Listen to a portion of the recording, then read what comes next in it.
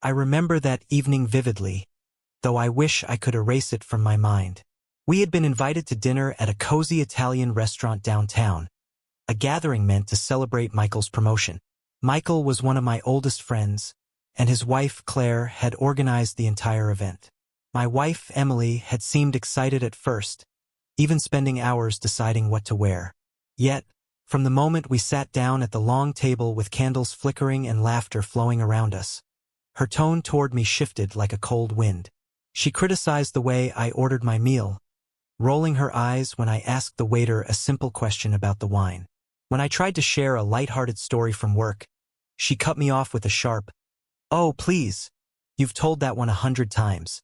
The table fell awkwardly silent for a moment before conversation picked up again, as if nothing had happened. But I felt the sting. I tried to brush it aside, convincing myself I was being too sensitive, but Emily didn't stop. She made a joke about my job, comparing me to a glorified paper pusher. Laughter erupted, though I could see that most of it was nervous, the kind that comes when people don't know how else to respond. My chest tightened, and I forced a smile, hiding the hurt clawing its way up my throat. The evening carried on, filled with delicious food and lively chatter, yet between every burst of laughter, Emily found another opportunity to jab at me. When I reached for more bread, she remarked, "Careful, Mark. Your shirts are already getting tight." I froze, my hand hovering over the basket. Heat rushed to my cheeks, and I set my hand back down in my lap. I noticed Claire watching me across the table, her expression caught between sympathy and disapproval. Not of me, but of Emily. When dessert arrived, Emily leaned toward her friend Jessica and whispered something with a smirk, then looked at me and giggled. It was a dagger straight into my chest, and I had to clench my fists under the table to stop them from shaking. I excused myself to the restroom, staring at my reflection under the harsh bathroom lights. My face looked pale, tired, older than I remembered. "Hold it together," I muttered. "Just get through dinner." When I returned, the laughter hadn't stopped, and Emily was in the middle of another story, this time about how I once locked myself out of the house. Everyone laughed again, and I played along, but inside, I felt like I was unraveling thread by thread. Then, in the middle of the noise, I heard a quiet voice beside me. Claire, seated just across, leaned in slightly.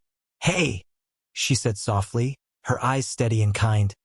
"Let's go outside for a minute." Her words cut through the din like a lifeline tossed into stormy water. I looked at her, confused. She gave the faintest nod toward the patio doors. For a moment, I hesitated, glancing at Emily, who was too busy talking to notice. My pulse quickened. I rose slowly, pushing my chair back. Claire stood too, and together, without explanation, we slipped out into the night air. The night outside was cooler than I expected, the city lights reflecting off the restaurant's glass windows. For the first time that evening, I could actually breathe. Claire led the way toward a quiet corner of the patio, away from the clusters of people smoking and chatting. She folded her arms, studying me with a seriousness that made me shift uncomfortably. "Mark," she began, her voice calm but firm, "I need to say this. What Emily was doing in there, it wasn't right. You don't deserve to be treated that way, especially not in front of everyone." Her words stunned me. I had spent the past hour convincing myself it was normal, that I was overreacting, that marriage sometimes came with little humiliations you just swallowed. Hearing someone else acknowledge it shattered that illusion. I swallowed hard, my throat tight. "I don't know why she does it," I admitted quietly. "It's like she enjoys putting me down, and I just let her." Claire's expression softened. "No, you don't just let her. You endure it, and that's different. But Mark, you shouldn't have to live your life proving your worth to the person who's supposed to love you most." I turned away, staring at the street where cars drifted past, their headlights blurring. I couldn't remember the last time someone had defended me like that. A strange mixture of shame and relief washed over me. "Do you think everyone noticed?" I asked, my voice barely above a whisper. She tilted her head. "Of course they did. People laughed, but not because it was funny. They laughed because they didn't know what else to do. You deserve better than to be the punchline at your own dinner table. Her honesty pierced deeper than Emily's mockery had. For years, I had worn a mask, smiling, pretending, convincing myself that Emily's sharpness was just her personality. But hearing the truth spoken aloud made me confront what I had buried. We stood in silence for a moment, the sounds of cutlery and laughter muffled through the glass. Then Claire placed a hand on my arm. You're stronger than you think. Don't let her break you down piece by piece.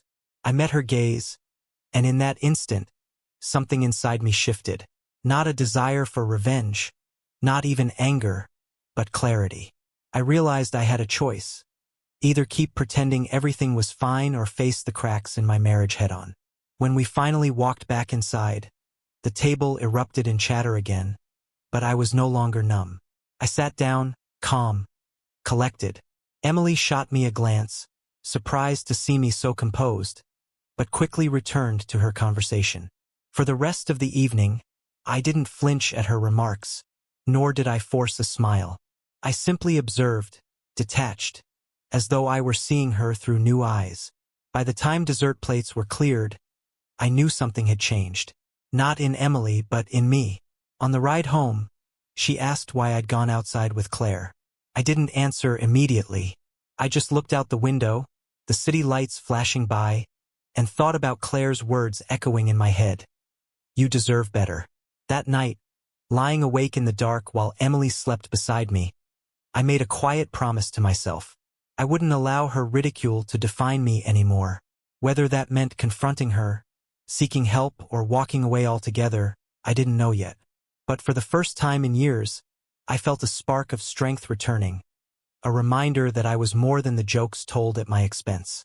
And in that quiet moment, I realized that sometimes the smallest gesture, a friend leaning in and saying, "Let's go outside," can be the first step toward reclaiming your dignity.